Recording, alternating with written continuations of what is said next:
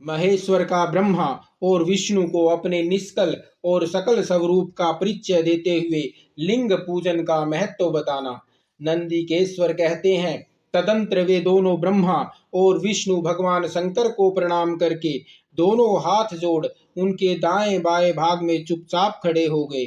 फिर उन्होंने वहां साक्षात प्रकट पूजनीय महादेव जी को श्रेष्ठ आसन पर स्थापित करके पवित्र पुरुष वस्तुओं द्वारा उनका पूजन किया। दीर्घ काल तक अविकृत भाव से सुस्थिर रहने वाली वस्तुओं को पुरुष वस्तु कहते हैं और अल्प काल तक ही टिकने वाली क्षणभंगुर वस्तुएं प्राकृत वस्तुएं कहलाती हैं। इस तरह वस्तु के दो भेद जानने चाहिए। किन पुरुष वस्तुओं से उन्होंने भगवान शिव का पूजन किया, यह बताया जाता है। हार, नूपुर, केयूर, किरीट, मणिमय कुंडल, यज्ञोपवीत, उत्तरीय वस्त्र, पुष्पमाला, रेशमी वस्त्र, हार, मुद्रिका, पुष्प, तांबूल, कपूर, चंदन एवं अंगूरों का अनुलेप, धूप, दीप, श्वेत छत्र, व्यंजन, ध्वजा, चवर तथा अन्यान्य दिव्य उपहारों द्वारा जिनका वैभव वाणी और मन की पहुंच से परे था, जो केवल पशुपति के ही योग्य थे और जिन्हें पशु बुद्ध जीव कदापि नहीं पा सकते थे, उन दोनों ने अपने स्वामी महेश्वर का पूजन किया। सबसे पहले वहां ब्रह्मा और विष्णु ने भगवान शंकर की पूजा की। इससे प्रसन्न हो भक्ति पूर्वक भगवान शिव ने वहां नम्र भाव से खड़े हुए उन दोनों देवताओं से मुस्कुरा कर कहा। महेश्वर बोले, पुत्रों, आज का दिन एक महान दिन है। इसमें तुम्हारे द्वारा जो आज मेरी पूजा हुई है, इससे मैं तुम लोगों पर बहुत प्रसन्न हूँ। इसी कारण यह दिन परम पवित्र और महान से महान होगा। आज की यह तिथि शिवरात्रि के नाम से विख्यात होकर मेरे लिए परम प्रिय होगी। इसके समय में जो मेरे लिंग, निष्कल अंग, आकृति से रहित निराकार स्वरूप के प्रतीक वेर, सकल साकार रूप के प्रतीक विग्रह की पूजा करेगा, वह पुरुष जगत की सृष्टि और पालन आदि कार्य भी कर सकता है। जो शिवरात्रि को दिन रात निराहार एवं जितेंद्रिय रहकर अपनी शक्ति के अनुसार निश्चल भाव से मेरी यथोचित पूजा करेगा, उसको मिलने वाले फल का वर्णन सुनो। 1 वर्ष तक निरंतर मेरी पूजा करने पर जो फल मिलता है, वह सारा फल केवल शिवरात्रि को मेरा पूजन करने से मनुष्य तत्काल प्राप्त कर लेता है।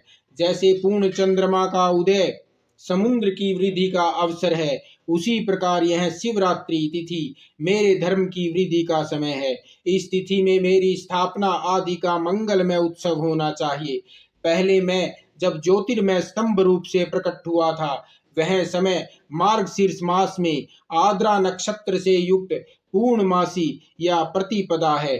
जो पुरुष मार्गशीर्ष मास से आद्रा नक्षत्र होने पर पार्वती सहित मेरा दर्शन करता है अथवा मेरी मूर्ति या लिंग की झांकी करता है, वह मेरे लिए कार्तिकेय से भी अधिक प्रिय है। उस शुभ दिन को मेरे दर्शन मात्र से पूरा फल प्राप्त होता है। यदि दर्शन के साथ साथ मेरा पूजन भी किया जाए तो इतना अधिक फल प्राप्त होता है कि उसका वाणी द्वारा वर्णन नहीं हो सकता।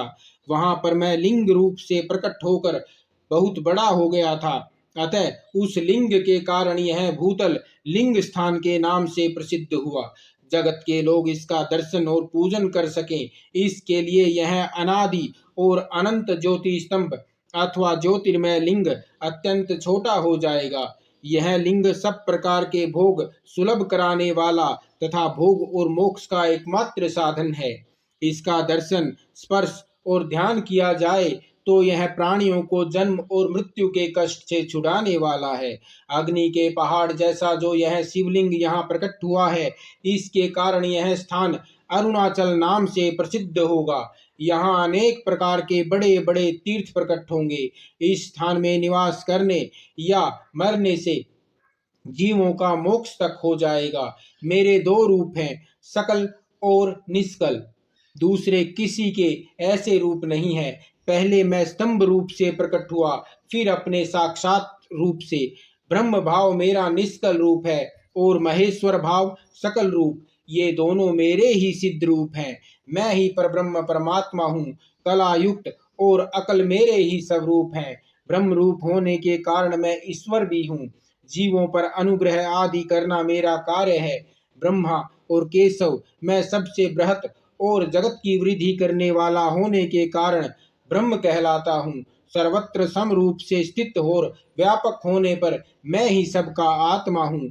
सर्ग से लेकर अनुग्रह तक आत्मा या ईश्वर से भिन्न जो जगत संबंधी 5 कृत्य हैं वे सदा मेरे ही हैं।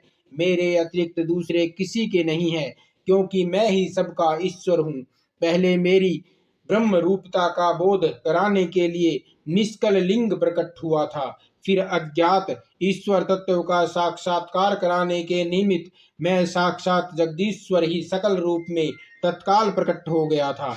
अतः मुझ में जो ईश्वरत्व है उसे ही मेरा सकल रूप जानना चाहिए, तथा जो यह मेरा निष्कल स्तंभ है वह मेरे ब्रह्म स्वरूप का बोध कराने वाला है। यह मेरा ही लिंग है। तुम दोनों प्रतिदिन यहाँ रहकर इसका पूजन करो। यह मेरा ही स्वरूप है और मेरे सामीप्य की प्राप्ति कराने वाला है। लिंग और लिंगी में नित्य अभेद होने के कारण मेरे इस लिंग का महान पुरुषों को भी पूजन करना चाहिए।